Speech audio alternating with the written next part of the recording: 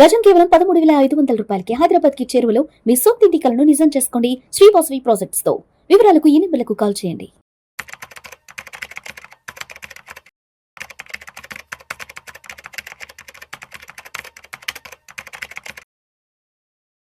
నమస్తే, welcome to Vishnu talks. నేను విష్ణు. ప్రస్తుతంతో పాటు సీనియర్ ఇన్సూరెన్స్ ఎక్స్పర్ట్ మెరుపుల మధు గారు ఉన్నారు. వారితో మాట్లాడదాం.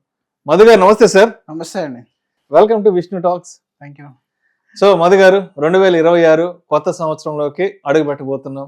అయితే ఇప్పటి వరకు ఫైనాన్షియల్ ప్లానింగ్ చేసుకొని వాళ్ళు, ఎప్పటి నుంచో చేసుకుందాం అన్న డైలమాలో ఉన్న వాళ్ళు, సరే 2026 నుంచి అయినా ఒక ఫైనాన్షియల్ ప్లానింగ్ చేసుకుందాం అనుకున్న వాళ్ళకి ఒక బేసిక్ ఫైనాన్షియల్ స్ట్రక్చర్, అంటే ఒక బేసిక్ ఫైనాన్షియల్ ప్లానింగ్ స్ట్రక్చర్ ఏదైనా ఉంటే సింప్లిఫై చేసి చెప్పగలరు. అంటే దాని గురించి పెద్దగా వర్కౌట్ చేసే పని లేకుండా, దాని గురించి రోజు స్టాక్ మార్కెట్ అప్డేట్స్ గురించి తెలుసుకునేంత అవసరం లేకుండా, తర్వాత ఎకానమీ గురించి పెద్ద తెలుసుకునేంత అవసరం లేకుండా సింప్లిఫైగా ఒక ఫైనాన్షియల్ ప్లానింగ్ స్ట్రక్చర్ మన ఆడియన్స్కి ఒక బిగినర్ బేసిక్ లెవెల్లో చెప్పగలరు.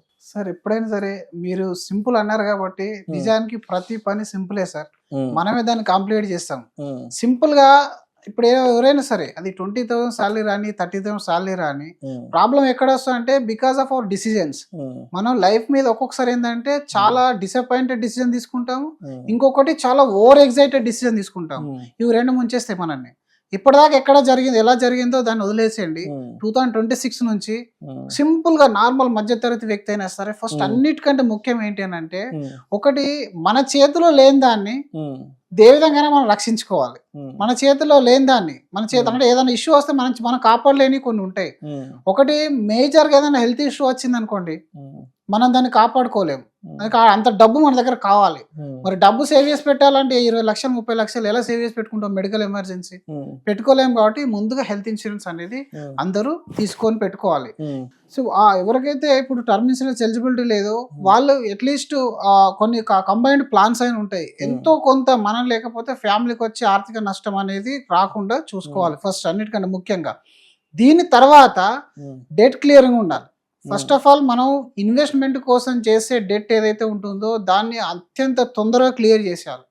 ఇన్వెస్ట్మెంట్ కోసం ఏ డెట్ చేయదు. ఎప్పుడైనా సరే ఇన్వెస్ట్మెంట్ అనేది మీ శాలరీయా బిజినెస్ ప్రాఫిట్ తో జరగాలి తప్ప ఏదో అప్పులు తీసుకొచ్చి నేను ఆస్తులు కూడా పెడతా అనే ఒక నేచర్ ఏదైతే ఉంటుందో దాని ముందుగా మీరు అక్కడ నుంచి మీరు బయటకు రావాలి. అసలు అప్పు తీసుకొచ్చి ఎప్పుడు కూడా ఆస్తులు కూడా పెట్టద్దు, నంబర్ 1. దీని తర్వాత ఏంటంటే ప్రతి ఫ్యామిలీకి ఎమర్జెన్సీ ఫండ్ అనేది ఇంపార్టెంట్. మీరు సింపుల్ సాలరీ అయినా సరే మీకు ఒక 15,000 ఖర్చు ఉంది అని అనుకుంటే కనీసం ఒక 6 నెలలు అంటే 60,000 నుంచి 70,000 రూపాయలైనా మీ ఎమర్జెన్సీ ఫండ్ ఉండాలి. రేపటి రోజున ఏటైనా ఎమర్జెన్సీలో మనం ఫంక్షన్ లో పడిపోతామో, లేకపోతే ఏదైనా మెడికల్ ఇష్యూ వచ్చి ఇంట్లో రెస్ట్ తీసుకుంటామో, ఆ టైంలో మీ ఈఎంఐస్ అనేటివి ఆగవు. అది వచ్చే చిన్న ఈఎంఐ అయినా మిమ్మల్ని చాలా ఇబ్బంది పెడతా ఉంటుంది. కాబట్టి అలాంటి ఎమర్జెన్సీ రాకుండా ఎమర్జెన్సీ ఫండ్ అనేది పెట్టుకోవాలి. దీని తర్వాత ఇప్పుడు హెల్త్ లైఫ్ ఇన్సూరెన్స్ అయ్యి మనకి ఎమర్జెన్సీ ఫండ్ అయిన తర్వాతనే మీరు ఇన్వెస్ట్మెంట్ గురించి ఆలోచించాలి. ఒకవేళ మీకు ఈ సంవత్సరం స్కోపే కనబడలేదని తెలిసింది అనుకోండి, ఇన్వెస్ట్మెంట్ స్టార్ట్ చేయకండి. ఏం ప్రాబ్లం ఉండదు ఇన్వెస్ట్మెంట్ స్టార్ట్ చేయకుంటే. లేదు ఎంతో కొంత స్కోప్ ఉంది, ఇప్పుడు మన పిల్లల ఎడ్యుకేషన్ అయిపోయింది, రెగ్యులర్ ఎక్స్పెండిచర్ అయిపోయింది, ఇన్సూరెన్స్ ప్రీమియమ్స్ అయిపోయినాయి, ఇంకా కొంత అమౌంట్ మనం సేవ్ చేయగలుగుతున్నాం అనుకుంటే మాత్రం దాన్ని ఎస్ఐపి రూపంలో, అది కూడా మళ్ళీ ఫ్యాన్సీ ఇన్వెస్ట్మెంట్స్ అని చెప్పేసి డిఫరెంట్ ఏదో క్రిప్టోలలో అందులో ఇందులో పెట్టి, లేదా మీరు స్టాక్స్లో ట్రేడింగ్ నేర్చుకొని మీ ఉన్న సొంత టైంను వేస్ట్ చేసుకునే ప్రయత్నాలు అనేవి చేయొద్దు. మీరు మీ ఫ్యామిలీతో ప్రాపర్ టైం స్పెండ్ చేస్తూ ఇన్వెస్ట్ రిస్క్ లేకుండా, అంటే ఇన్వెస్ట్మెంట్ యొక్క మీ సొంత నాలెడ్జ్ కానీ మీ ఎఫర్ట్స్ కానీ లేని చోట మీరు ఇన్వెస్ట్మెంట్ చేయడం అనేది అన్నిటికంటే ముఖ్యం. ఇంకా కొంచెం అప్గ్రేడెడ్ లైఫ్ స్టైల్లోకి వెళ్తే ఎవరైతే కొంచెం డీసెంట్ సాలరీ ఎర్న్ చేసే వాళ్ళు, డీసెంట్ బిజినెస్ ఏదైతే ప్రాఫిట్స్ తీసుకున్న వాళ్ళు ఉంటారో వాళ్ళు వీటన్నిటితో పాటుగా proper adequate health insurance, life insurance, emergency ఫండ్తో పాటుగా వాళ్ళు ట్రావెల్ ప్లాన్ కూడా చేసుకోవాలి. ఎందుకనంటే చాలా మంది ఈ 60లోనో 50లోనో తర్వాత మనం చూద్దాంలే అనుకొని పోస్ట్ పోన్ చేసి లైఫ్ను బాగా ఇంజన్ చేసుకొని బతుకుతూ ఉంటారు. మీ వల్ల మీ ఫ్యామిలీ కూడా చాలా సఫర్ అవుతూ ఉంటుంది. అందుకని చెప్పేసి ఏంటంటే ఒక డీసెంట్ లైఫ్ని లీడ్ చేయడానికి అన్నిటికంటే ముఖ్యం, ఆశల కంటే ముఖ్యం ఏంటంటే మీకు మీ సొంత టైం మీరు ఎంత ఇచ్చుకుంటున్నారు, మీరు ఎంత ఇన్వెస్ట్మెంట్ మీ పైన మీ ఆనందం కోసం ఇన్వెస్ట్మెంట్ చేస్తున్నారు అనేది చాలా చాలా ఇంపార్టెంట్. దానికోసం అని చెప్పేసి వాళ్ళు ఒక ట్రావెల్ ప్లాన్ చేసుకోవాలి. ఒకవేళ మీకు ఇంటర్నేషనల్ మనకు అఫోర్డబిలిటీ లేదనుకుంటే డొమెస్టిక్ వెళ్ళొచ్చు.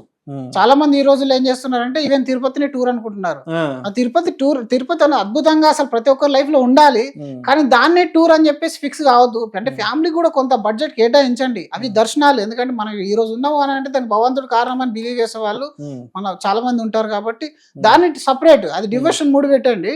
దాంతో పాటుగా ఇంకొక ఈ ట్రావెల్ ప్లాన్ అనేది మీరు యాడ్ చేసుకుని పెట్టుకోండి. దానివల్ల మీ ఫ్యామిలీ ఏంటంటే సంవత్సరానికి ఒక్కసారి కనుక మీరు బయటకు తీసుకొని వస్తే మీ ఇంట్లో ఉండే ప్రశాంతత వాతావరణం అనేది మీరు ఎక్స్ప్లెయిన్ చేయలేరు. చాలా మంది మేము చెప్తాం. రెండోది, ఏదైనా చిన్న యానివర్సరీ కానీ బర్త్డేస్ కానీ ఆ రోజు అప్పటిదప్పుడు ఎమర్జెన్సీగా మీరు ఇబ్బంది పడే కంటే ముందు నుంచి అలా కొంచెం ప్లానింగ్ లో ఉండండి. అందుకే షార్ట్ టర్మ్ నీడ్స్ కోసం షార్ట్ టర్మ్ ఫండ్స్ అని మనం చెప్తా ఉంటాం కదా. ఎక్కువ రిస్క్ లేని ఎఫ్డీలో అక్కడిక్కడ కొంత అమౌంట్ సేవ్ చేసి మీ యానివర్సరీ ముందు మీ పిల్లల బర్త్డే ముందో ఆ ఫండ్ మీరు విత్డ్రా చేసి దాంతో సెలబ్రేషన్ చేసే ప్రయత్నం చేసినారంటే లైఫ్ అనేది చాలా అద్భుతంగా ఉంటది. లేదంటే మనం మర్చిపోతాం, సడన్లీ గుర్తు వస్తుంది, అదే రోజు వైఫ్ బర్త్డే ఉంటది లేదా యానివర్సరీ ఉంటది. ఆ టైంకు మీరు ప్రాపర్ గా ప్లాన్ చేయకపోతే ఇంట్లో ఇంకొకటి మెల్లమెల్ల డ్యామేజ్ స్టార్ట్ అవుతా ఉంటది. రెండోది, చాలా మంది మీరు చూడండి కోట్ల డబ్బు ఉన్న వాళ్ళు కూడా సింగిల్ డొమెస్టిక్ టూర్ అని వాళ్ళు ఎన్నో వందల మంది ఉన్నారు. అసలు ఎందుకండి మనం దాని తర్వాత చనిపోయిన తర్వాత ఇదంతా ఏమో ఎక్కడికి వస్తుంది? మీ పిల్లలకు కావాల్సిన ఎడ్యుకేషన్ మీరు ఇస్తారు, ఆస్తులు వాళ్ళకి ట్రాన్స్ఫర్ చేయాల్సిన అవసరం రాదు. ఎందుకంటే మీరు మీ ఫాదర్ మదర్ని ఒకసారి అబ్జర్వ్ చేయండి. వాళ్ళు సంపాదించిన సంపాదనలో మీ సంపాదన అనేది చాలా ఎక్కువ ఉంటుంది. ఎందుకనంటే ఒక డీసెంట్ ఒక స్కిల్డ్ ఎంప్లాయ్ అయిన తర్వాత మీరు వాళ్ళకంటే ఎన్నో రేట్లు ఎక్కువ సంపాదిస్తారు. అలాగే మనకంటే మన పిల్లలు చాలా ఎన్నో రేట్లు ఎక్కువ సంపాదిస్తారు. దానికోసం మీ లైఫ్ స్టైల్ సాక్రిఫైస్ చేయదు. ఎందుకంటే లైఫ్ స్టైల్ అనేది మళ్ళీ దీన్ని అనుభవించడానికి రాదు.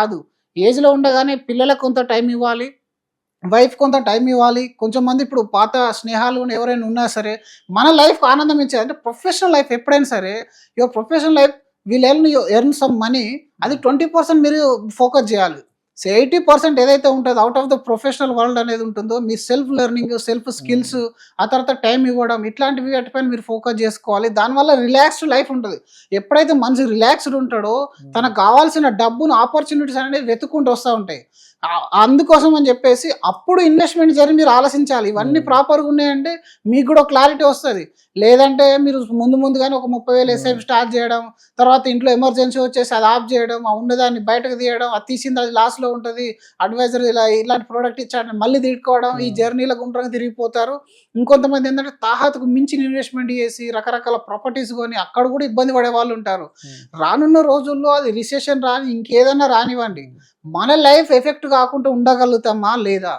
పాయింట్ నెంబర్ 1 అదొక్కటి. మన జాబ్ ఎంత సెక్యూర్లో ఉన్నామో, మన బిజినెస్ ఎంత సెక్యూర్లో ఉంది, దీనికి మనకు కావాల్సిన బ్యాక్ ఎండ్ క్యాపిటల్ మనం క్రియేట్ చేసుకున్నామా లేదా? ఇలా స్టెప్ బై స్టెప్ ప్రాసెస్ పైన వెళ్ళండి. లాంగ్ టర్మ్ విజన్ ఎప్పుడైనా సరే, ఇన్వెస్ట్మెంట్ అయినా సరే, లైఫ్ అయినా సరే, కెరీర్లో అయినా సరే, విజన్ అనేది ఎప్పుడు లాంగ్ టర్మ్ ఉండాలి. షార్ట్ టర్మ్ విజన్ ఉన్న వాళ్ళకి ఎప్పుడు ప్రాబ్లమే ఉంటుంది. ఇప్పుడు మీరు చూడండి, ఒక మంచి లైఫ్ స్టైల్లో రేపు ఎల్లుండి ఏం చేస్తామని చెప్పేస్తే వాళ్ళు ఈజీగా క్లారిటీ ఉంటుంది. కానీ 10 yearsలో ఏం చేస్తామని చెప్తే ఆ ఎక్స్పెక్టేషన్ చాలా తక్కువ చెప్తారు వాళ్ళు. నిజానికి లాస్ట్ 10 years గ్రోత్ చూసుకుంటే నెక్స్ట్ 10 yearsలో మీరు ఎక్కడికో వెళ్తారు.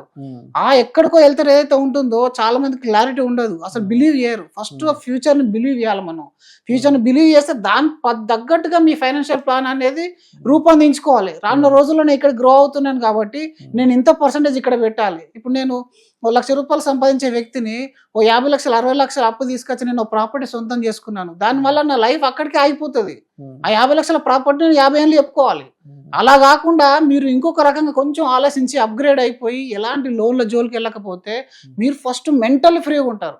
అట్లీస్ట్ మెంటల్ ఫ్రీ ఉన్నప్పుడు మీ ఆలోచనలు షార్ప్ అవుతాయి, మీ స్కిల్ పెరుగుతుంది. అప్పుడు అద్భుతమైన అసలు కెరీర్లో గ్రోత్ వచ్చిందంటే ఇన్వెస్ట్మెంట్ అనేది పెద్ద మ్యాటరే కాదు.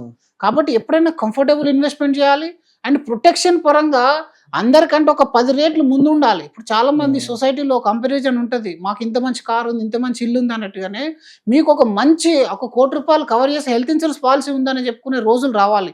అలా రావాలి అని అంటే మీరు దానికి తగ్గట్టు ప్లానింగ్ అనేది చేయాలి. ఎవరో వస్తారు, ఇప్పుడు మీరు చేసే ఇన్వెస్ట్మెంట్స్ కూడా చూడండి, 90% ఆఫ్ ది ఇన్వెస్ట్మెంట్స్ మీ పక్కోళ్ళు ఎదురింటోళ్ళు ఇచ్చిన సలహాలే ఉంటాయి మీ దగ్గర, లేదా మీ క్లోజ్ సర్కిల్లో ఇచ్చే సలహాలే ఉంటాయి. వాళ్ళేం పెద్ద ఎక్స్పర్ట్స్ కాదు, వాళ్ళు ఏదో ఒకటి దగ్గర వింటారు, మీకు చెప్పేస్తారు. నిజంగా ఆయన చేస్తాడో చేయడో తెలియదు కానీ మీతోనే చేపిస్తాడు. కాబట్టి అలాంటివి రాకుండా ఉండాలి అని అంటే ఫస్ట్ ఈ జర్నీ అనేది ముందే ఫైనాన్షియల్ ప్లానింగ్ అనేది మీరు ముందుగా ఊహించుకోండి. పెద్ద ప్లానింగ్ అవసరం లేదు. Husband and wife every Sunday ఒక ½ an hour టైం ఫైనాన్స్ మీద కేటాయించగలిగితే అది ఈజీ అయిపోతుంది చాలా. ఎందుకంటే మీరు ఒక సైడ్ పట్టించుకోకుండా మీ ధోరణిలో మీరు ఉంటే వైఫ్ ధోరణిలో వైఫ్ ఉంటుంది. అది సింక్ ఎప్పటికి కాదు. మీ పేరెంట్స్ వాళ్ళ ఆలోచన ఇంకోలా ఉంటుంది. డబ్బంతా తగలేసినట్టు వాళ్ళంటారు, ఈయనేమో మాకేం ఖర్చు పెట్టిన వైఫ్ అంటుంది. అసలు మీరు కష్టపడుతున్నారు, డబ్బు తీసుకొస్తున్నారు, కానీ ఎవరు హ్యాపీగా లేరు. ఫస్ట్ ఆఫ్ ఆల్ ఈ హ్యాపీనెస్ నేను ఎట్లా క్రియేట్ చేస్తా ఫ్యామిలీలో, ఈ హ్యాపీనెస్ నేను ఏ విధంగా క్రియేట్ చేస్తా అనే క్లారిటీ మీకు వచ్చింది అనుకోండి, దాని తగ్గట్టు మీ ఫైనాన్షియల్ ప్లానింగ్ అనేది ఆటోమేటిక్గా సెట్ అయిపోతుంది. దాన్ని ఆలోచించాలి కొంచెం. ఎప్పుడు కానీ రష్లో పొద్దున్న సాయంత్రం వరకు ఏదో ఒక న్యూస్ వినడము, ఆ న్యూస్ తగ్గట్టు రెస్పాండ్ అవ్వడము, ఇల్లు వాకిలు చూసుకోకుండా ఏదో ఎడాతేడా ఇన్వెస్ట్మెంట్లు చేసేయడం, దాని తర్వాత ఇబ్బంది పడడం, ఈ ప్రోడక్ట్ మంచి కాదు ఆ ప్రోడక్ట్ మంచిగా అని చెప్పడం కంటే ముందుగా నీకేం కావాలో తెలిస్తే నీకు రైట్ ప్రోడక్ట్ తెలుస్తుంది. ఫస్ట్ నాకేం కావాలి, దీని నుంచి నా ఎక్స్పెక్టేషన్ ఏంటి అనేది ఒక క్లారిటీ రావాలి. ఎంత హెచ్చన అయినా సరే అండి, very very simple rule life స్టైల్లో ఉంటుంది వాళ్ళందరిది. మనకు కనబడటానికి అలా కనబడతారు కానీ చాలా సింపుల్ లైఫ్ స్టైల్ ఉంటుంది వాళ్ళ. ఫైనాన్షియల్ ప్లానింగ్ కూడా మీరు చూడండి, సింపుల్గా ఉంటుంది, చాలా సింపుల్గా ఉంటుంది. మీరు ఎప్పుడైతే సింపుల్గా ఉంచుతారో మీ ఇన్వెస్ట్మెంట్స్ని, మీ లైఫ్ అనేది అంత అద్భుతంగా ఉంటుంది. ఎవరు కూడా ఇప్పుడు ఈ రోజుల్లో మీరు చూడండి, కోట్లు ఉన్న వాళ్ళు మరి ఇవన్నీ వదిలేసి వాళ్ళు ట్రేడింగ్ ఈ క్రిప్టోలు కూడా వాడచ్చు కదా. ఎవరు వాడతారు? పడరు. వాళ్ళు సింపుల్ బిజినెస్ ఐడియాస్ లేకపోతే వాళ్ళకున్న స్కిల్తో వాళ్ళ నాలెడ్జ్ని అప్గ్రేడ్ చేసుకుంటూ ఎక్కువ టైం కేటాయించారు వీటన్నిటికీ. కానీ మిడిల్ క్లాస్ పర్సన్స్ ఏంటంటే, మీరు టీవీలో న్యూస్లో ఎక్కడ చూసినా ట్రాప్ అయ్యేది మిడిల్ క్లాస్ పర్సన్సే ఉంటారు. కాబట్టి మన యొక్క ఎక్స్పెక్టేషన్ అనేది ప్రాపర్ లేనప్పుడే మనకి ఏది పడుతుంది అట్రాక్ట్ చేస్తుంది. ఫస్ట్ మన ఎక్స్పెక్టేషన్ కొంచెం తగ్గించుకొని ఒక 12% రిటర్న్ అంటే ఏంటి, దానికి ఎంత కష్టపడాల్సి వస్తుంది, 18% రిటర్న్ అంటే ఏంటి, దానికి ఎంత కష్టపడాల్సి వస్తుంది, ఎంత రిస్క్ తీసుకోవాల్సి వస్తుంది, ఆ క్లారిటీ మీ దగ్గర ఉంటే మీకు ఏ ప్రోడక్ట్ అమ్మడానికి వచ్చినా మీకు అందులో లొసుగులు తెలిసిపోతాయి. ఫస్ట్ ఆ క్లారిటీ తెచ్చుకునే ప్రయత్నం చేయాలి మనం. Right sir, right sir. Thank you sir, thank you so much Madhu గారు. 2026 కొత్త సంవత్సరం నుంచి ఎవరైనా ఒక ఫైనాన్షియల్ ప్లానింగ్ చేసుకోవాలి అంటే అటువంటి వాళ్ళకి ఒక బేసిక్ ఫైనాన్షియల్ ప్లానింగ్ స్ట్రక్చర్ అనే దాని గురించి చాలా డీటెయిల్డ్గా సింప్లిఫై చేసి సింపుల్గా ఉండే విధంగా మన ఆడియన్స్ తెలియజేస్తే thank you so much sir. Thank you అండి.